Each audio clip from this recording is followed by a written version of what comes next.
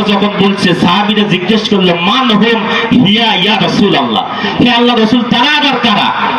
আল্লাহর নবী বললেন ক্বালা রাসূলুল্লাহ সাল্লাল্লাহু আলাইহি ওয়াসাল্লাম মা আনা আলাইহি ওয়া সাহাবী, সেই দলটা হলো যারা আমি আল্লাহ রাসূলের আদর্শ মেনে নিয়েছে, রাসূলকে নেতা হিসেবে গ্রহণ করেছে, রাসূলকে আদর্শ হিসেবে গ্রহণ করেছে এবং আমার সাহাবা আজমাইনদেরকে গ্রহণ করেছে, সাহাবীদের আদর্শকে নিজের আদর্শ হিসেবে গ্রহণ করেছে, তারাই নাজাত প্রাপ্ত দল হবে কিয়ামতের ময়দানে।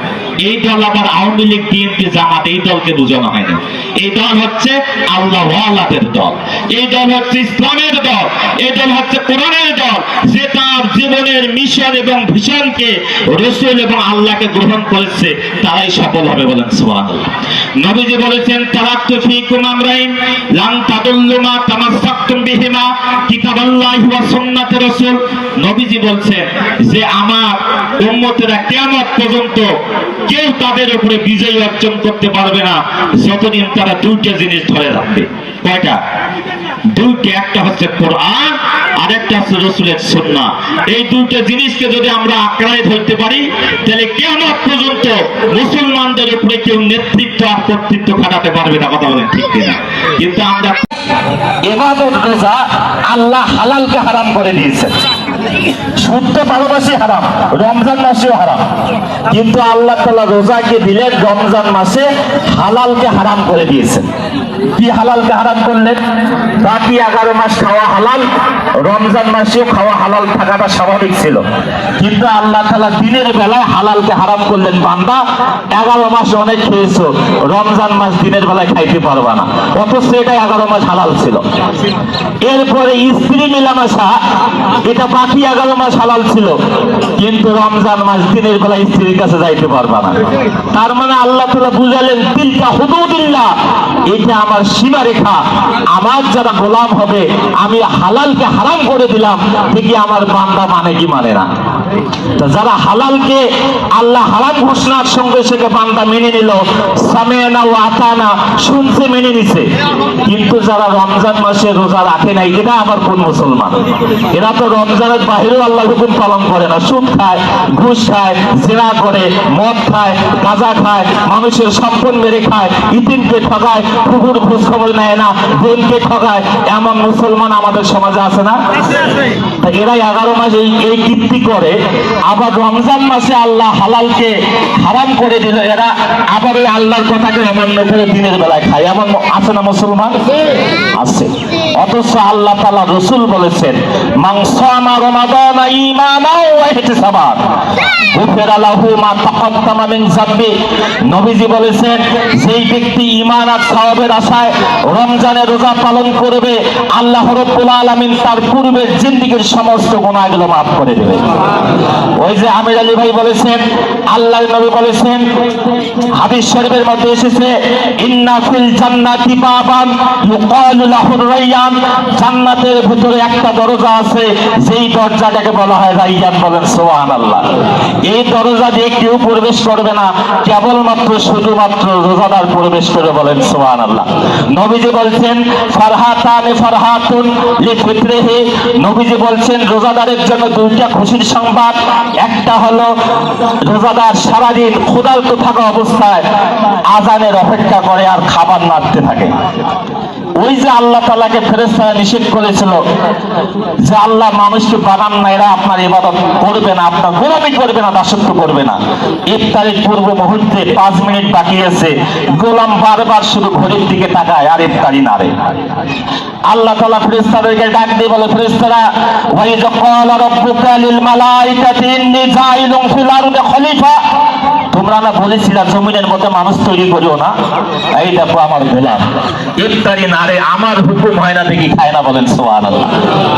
তাহলে আল্লাহ তাআলা কিছুক্ষণ 5 মিনিট পর, 4 মিনিট পর, 3 মিনিট পর আল্লাহ তাআলা আমাদেরকে পারমিশন দেবে খাবার, এটা রোজাদারের জন্য খুশির সংবাদ। বলেন সুবহানাল্লাহ। আরেকটা খুশির সংবাদ হলো কিয়ামতের ময়দানে কঠিন মুসিবতের দিন যখন জান্নাতীরা জান্নাতের দিকে রওনা দেবে, আল্লাহ তাআলার পক্ষ থেকে ঘোষণা হবে, ও জান্নাতীরা তোমরা কি সবকিছু পেয়েছো? তো জান্নাতীরা বলবে, আয় আল্লাহ, জান্নাতের চেয়ে আর বড় পাওয়ার কি আছে? আমরা তো জান্নাতে পেয়েছি, আর আমাদের পাওয়ার কিছু নাই। এবার আল্লাহর নবী ডাক দিয়ে বলবেন, ইয়া রাব্বাল আলামিন, সেই আল্লাহ তাআলাকে তারা না দেখে রমজানের সিয়াম পালন করেছে, রোজা রেখেছে, তেলাওয়াত করেছে, দাঁড়িয়ে দাঁড়িয়ে তারাবি পড়েছে, ওই আল্লাহকে তো এখন পর্যন্ত দেখে নেই। বলেন সুবহানাল্লাহ। তো কিয়ামতের ময়দানে আল্লাহ তাআলা রোজাদারের সামনে উপস্থিত হবেন, আর 1000 বছর চলে যাবে, রোজাদাররা এক পলক শুধু তাকাতেই থাকবে, তাকাতেই থাকবে। বলেন সুবহানাল্লাহ।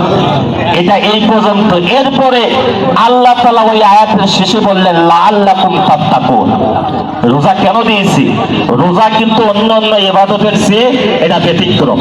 কোন ইবাদতের ক্ষেত্রে আল্লাহ তাআলা বলে নাই যা সলাতুলি ওয়া আনা আজিজু বিহি, সালাত আমার জন্য, এর প্রতিদান আমি আল্লাহ তাআলা নিজেই দেব বা নিজ হাতে দেব।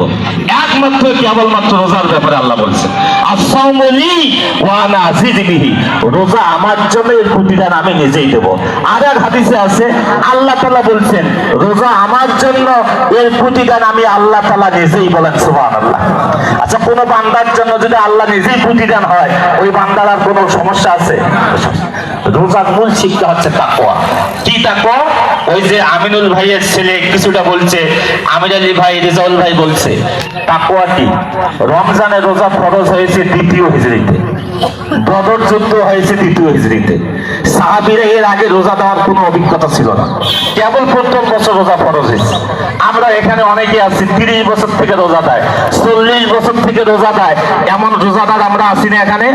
আচ্ছা বলেন, প্রতি বছর 1 আনা করে যদি কারো তাকওয়া অর্জন হতো, তাহলে যে 10 বছর থেকে রোজা দেয় তার 10 আনা তাকওয়া হইতো, যে 15 বছর থেকে দেয় তার 15 আনা তাকওয়া অর্জিত হতো। কই? ওই যে আজ থেকে 20 বছর আগে রোজা দিছে, ওই তখনই শুনতে যে ঘুষতে যে মিথ্যা কথা বলছে, আজকে 20 বছর পরে তার একটা তাকওয়া অর্জিত হয় নাই, এখনো শুনতে ঘুষতে এমন মুসলমান আছে না? আল্লাহ তাআলা বলছেন যে লাআল্লাকুম তাত্তাকুন। সাহাবা আজমাইনগণ বদরের যুদ্ধ করার জন্য মাত্র 16টা রোজা হয়েছে। 16টা রোজা হওয়ার পরে 17ই রমজান বদরের প্রান্তরে উপস্থিত 313 জন। মুসলমান সংখ্যা কত ছিল? চিল্লায় বলেন, মুসলমান সংখ্যা কত ছিল? 313 জন, আর কাফেররা ছিল 1000-এর অধিক।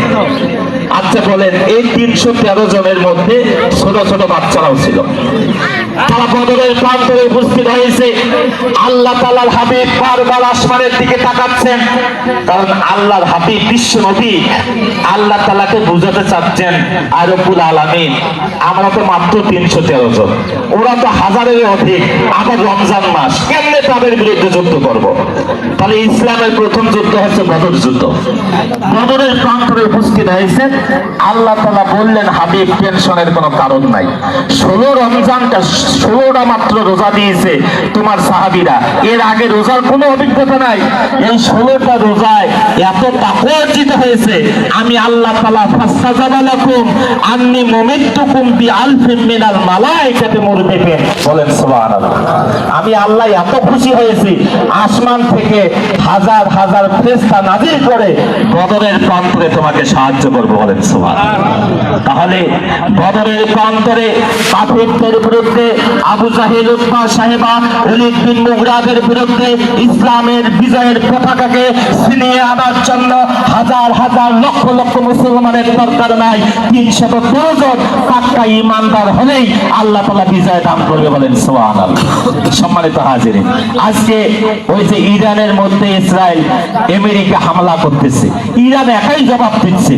আজকে পৃথিবীতে 56টা মুসলিম রাষ্ট্র এরা মুনাফিকের ভূমিকায় আছে। কথা বলেন ঠিক কিনা? কারণ আমরা অনেকে ফতোয়া দিচ্ছি যে ইরান শিয়া, এরা অমুক, আমরা সুন্নি। না, এটা মূল বিষয় নয়। মূল বিষয় হলো ইরানের উপরে আক্রমণ, ইরান গোটা বিশ্ব মুসলমানের ছাপা শুরু হয়ে আছে। কারণ ইরান যে হামলার জবাব দিচ্ছে, এতে কিন্তু পরম মরে গেছে আমেরিকার। কথা বলেন ঠিক কিনা? সম্মানিত হাজিরিন, এই ফতোয়া দিয়ে লাভ নাই। কারণ আল্লাহ রাসূল আজ থেকে ১,৫০০ বছর আগে বলে গিয়েছেন, ওয়া ইন্না বানি ইসরাঈলা তাফাররাকাত সিনতাইন ওয়া সাবঈনা মিল্লাতান। বনি ইসরাইল যারা ছিল তারা ৭২ দলে বিভক্ত ছিল। কত দলে?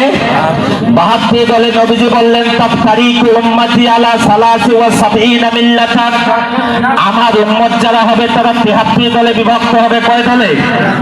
৭৩ দলে বিভক্ত হবে। এক দল আর এক দলকে ফতোয়া দিয়ে থামায় রাখবে। এক দল আর এক দলকে কি দিবে? ফতোয়া দিবে, দিয়ে থামায় রাখবে। অথচ আল্লাহর নবী বলছেন আমার উম্মত হবে ৭৩ দল। কুল্লুহুম ফিন্নার, প্রত্যেকেই জাহান্নামে যাবে ইল্লা ওয়াহিদা, একটা দল বাদ দিয়ে। কয়টা দল? একটা দল বাদ দিয়ে। এই কথা যখন বলছে সাহাবীরা জিজ্ঞেস করলো, মান হুম হিয়া ইয়া রাসূলুল্লাহ, হে আল্লাহ রাসূল তারা আবার কারা? আল্লাহর নবী বললেন, ক্বালা রাসূলুল্লাহি সাল্লাল্লাহু আলাইহি ওয়াসাল্লাম মা আনা আলাইহি ওয়া সাহাবী। সেই দলটা হলো যারা আমি আল্লাহ রাসূলের আদর্শ মেনে নিয়েছে, রাসূলকে নেতা হিসেবে গ্রহণ করেছে, রাসূলকে আদর্শ হিসেবে গ্রহণ করেছে এবং আমার সাহাবা আজমাইনদেরকে গ্রহণ করেছে, সাহাবীদের আদর্শকে নিজের আদর্শ হিসেবে গ্রহণ করেছে। তারাই নাজাত প্রাপ্ত দল হবে কিয়ামতের ময়দানে। এই দল আবার আওয়ামী লীগ, বিএনপি, জামাত এই দলকে বোঝানো হয়নি। এই দল হচ্ছে আল্লাহ ওয়ালাদের দল, এই দল হচ্ছে ইসলামের দল, এই দল হচ্ছে কোরআনের দল, যে তার জীবনের মিশন এবং ভিশনকে রাসূল এবং আল্লাহকে গ্রহণ করেছে, তারাই সফল হবে। বলেন সুবহানাল্লাহ। নবীজি বলেছেন, তারাকতু ফীকুম আমরাইন লান তাদুল্লু মা তামাসসাকতুম বিহিমা কিতাবাল্লাহি ওয়া সুন্নাতি রাসূল। নবীজি বলছেন যে আমার উম্মতেরা কিয়ামত পর্যন্ত কেউ তাদের উপরে বিজয় অর্জন করতে পারবে না যতদিন তারা দুইটা জিনিস ধরে রাখবে। কয়টা? দুইটা। একটা হচ্ছে কোরআন আর একটা হচ্ছে রাসূলের সুন্নাহ। এই দুইটা জিনিসকে যদি আমরা আঁকড়ায় ধরতে পারি তাহলে কিয়ামত পর্যন্ত মুসলমানদের উপরে কেউ নেতৃত্ব আর কর্তৃত্ব খাটাতে পারবে না। কথা বলেন ঠিক কিনা? কিন্তু আমরা কোরআন থেকে দূরে, রাসূলের আদর্শ থেকে আমরা দূরে সরে গিয়েছি, কোরআন মানি না। এই যে রমজান মাস চলে গেল, আমরা অনেকেই এই নিয়ত করি নাই যে আমি তো সারা জীবন কোরআন পড়তে পারি নাই, রমজান মাসটা আমি কোরআন শিখবো। কই, কেউ তো পড়েন নাই, এই নিয়ত তো কেউ করেন নাই। এই যে এরপরে কি হবে? ফেতরা। ফেতরা ছিল সম্ভবত ১১০ টাকা সর্বনিম্ন, আর সর্বোচ্চ ছিল ২৮০৫ টাকা। আমরা যারা সম্পদশালী তারাও খুঁজে খুঁজে দেখছি যে ১১০ টাকা দেওয়া যায় কিনা। না ভাই, এটা তো সর্বনিম্ন ১১০। আর আপনি তো সমাজের মধ্যে প্রভাবশালী, আপনি ১১০ দিবেন কেন? আপনি দেন ২০০০ দেন, আপনি এর চেয়ে আরো বেশি দেন, কিন্তু এটা দেয়নি। এরপরে আমরা রমজানে যাকাত দিই অনেকে, যাকাতের লুঙ্গি, শাড়ি এগুলো দিয়ে যাকাত আদায় হবে না। কারণ একজন যাকাত এসেছে সমাজের দারিদ্র বিমোচনের জন্য, যে সমাজে কোনো দরিদ্র লোক থাকবে না। আচ্ছা, যে ব্যক্তি গরিব তাকে যদি ১০ জন ১০টা লুঙ্গি দেয় তার অভাব পালাবে, ১০টা শাড়ি দিলে তার অভাব পালাবে। তার মেয়ে অসুস্থ, তার ছেলের খরচ ফিলাপ করতে পারে না, সে নিজেই উপার্জন করতে পারে না, তাকে টাকা দিতে হবে, তাকে সম্পদ বানাই দিতে হবে। তাকে ২০,০০০ টাকা দিয়ে তাকে একটা পানের দোকান ধরাই দেন, ৫০,০০০ টাকা দিয়ে তাকে একটা রিক্সা কিনে দেন। আমাদের সমাজের যাকাত দেওয়ার সিস্টেম কি? যার ১,০০,০০০ টাকা যাকাত, সে ১০০ জনকে ডাক দেয়, ডাক দেওয়ার পরে ১,০০০ করে দেয়। এই ১,০০০ করে কিয়ামত পর্যন্ত ওই লোককে যে যাকাত দেন তাও তার অভাব পালাবে না।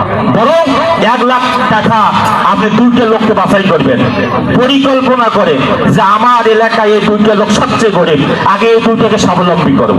এই আব্দুর রহিম ৫০,০০০, আব্দুল করিম ৫০,০০০, ১,০০,০০০ তুমি এটা দিয়ে ব্যবসা করো। দেখবেন আগামী বছর এই আব্দুল রহিম, আব্দুল করিমে যাকাত দেওয়ার জন্য খুঁজে বেড়াবে। কথা বলেন ঠিক কিনা? কিন্তু আমরা পরিকল্পনা মাফিক যাকাত না দিয়ে ১,০০,০০০ টাকায় ১০০ জনকে দেই, এতে যাকাতের হক আদায় হয় না। সম্মানিত হাজিরিন, এরপর আরেকটা কথা বলবো, রমজানের রোজা যারা পালন করছেন আলহামদুলিল্লাহ, এই যে শাওয়াল মাস, শাওয়াল মাসের ৬টা রোজা আছে। কয়টা? ৬টা। আল্লাহ রাসূল হাদিসের মধ্যে বলেছে শাওয়াল মাসের যারা ৬টা রোজা পালন করবে, সারা বছর রোজা থাকলে যে সওয়াব হবে আল্লাহ তাআলা এই ৬টার মধ্যে দিয়ে দিবেন। বলেন সুবহানাল্লাহ। আল্লাহ তাআলা তার বান্দাকে চান মাফ করতে, আর বান্দা শুধু পালায়ে যায় যে আল্লাহ যেন আমাকে মাফ না করে, কিন্তু কিয়ামতের ময়দানে বান্দারা ধরা খাবে।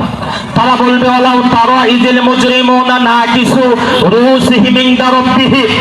কিয়ামতের ময়দানে আল্লাহ কোরআনে বলছে অপরাধীরা মস্তক অবনত করে আল্লাহকে বলবে রব্বানা আবসারনা ফারজি'না না'মাল সালিহা। আল্লাহ দুনিয়ার জীবনে যা শুনেছি কোরআন হাদিস থেকে, এরপরে ইমাম সাহেব, খতিব সাহেব, বক্তা সাহেব যা বলেছে কিয়ামতের ময়দান দেশে দেখতেছি তাই। আল্লাহ ফারজি'না না'মাল সালিহা, আর একবার পাঠাই দাও দুনিয়ায়, এবার যে এত ভালো কাজ করে আসবো। ওখানে বলা আছে যে এবার পাক্কা ইমানদার হয়ে আসবো, খাঁটি ইমানদার হয়ে আসবো। আল্লাহ বলছেন আল আনা, কোন সুযোগ নাই, লাই হকবালা, এখন গ্রহণ করা হবে না। সম্মানিত হাজিরিন, এই জন্য আমি আপনাদেরকে উদারতভাবে আহ্বান জানাবো, আপনার রমজানের শিক্ষা নিয়ে বাকি 11টা মাস আপনার চলবেন। তৎসঙ্গে আর একটা বিষয়, আমি প্রথম যখন এখানে ঈদুল ফিতরের সলাতের ইমামতি করেছি তখন বলেছিলাম আপনারা প্রত্যেকটা জামাতে জামাতে একটা করে কবরস্থানের ব্যবস্থা করবেন। কারণ একজন মানুষ মারা যাওয়ার পরে তাকে কোথায় রাখবে নির্দিষ্ট কোনো জায়গা নাই। যার বাস বাড়িতে রাখবে তাকে যে আবার বলা লাগে ভাই এই জায়গায় কবরটা দেবো না, এই কাজ আপনারা করবেন না। আপনার প্রত্যেক এলাকায় এলাকায় একটা কবরস্থানের ব্যবস্থা করবেন। এরপরে আপনাদেরকে আর একটা উদাহরণ আহ্বান জানাবো, নিজেই 5 ওয়াক্ত সালাত আদায় করবেন, নিজের পরিবার পরিজন যারা আছে তাদেরকে সালাতের ব্যাপারে তাগিদ দেবেন, যুবতী মেয়েদেরকে পর্দার সহিত যেন চলাফেরা করে সেই ব্যবস্থা করবেন, নিজের স্ত্রীকে পর্দা করাবেন, হালাল খাবেন, হারামের ধারের কাছেও যাবেন না। আল্লাহ তাআলা আমাদের প্রত্যেকের সমস্ত আমলগুলো যেন কবুল করে, সকলে বলে আল্লাহুম্মা আমিন।